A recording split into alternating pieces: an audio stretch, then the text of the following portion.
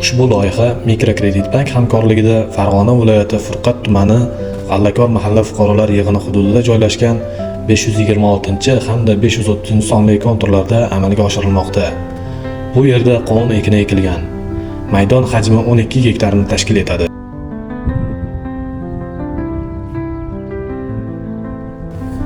Maydonning bo'yi 590 metrni, eni esa 190 metrni tashkil etadi.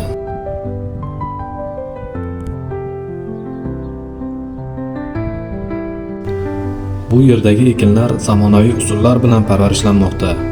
Hozirda ekinlar unib chiqish holatida.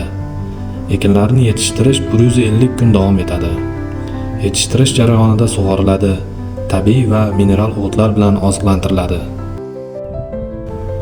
Ushbu loyihaga 22 nafar dehqon xo'jaliklari biriktirilgan.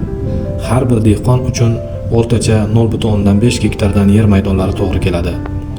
Loyihani samarali amalga oshirish uchun lider tadbirkor sifatida Baxtiyor Kelajak Invest mas'uliyati cheklangan jamiyati biriktirilgan.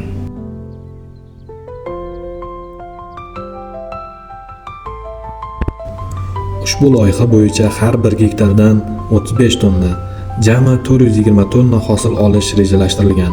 Kelajakda ekin maydonini kengaytirish va shu orqali dehqon xo'jaliklarining daromadlarini oshirish maqsad qilib belgilangan.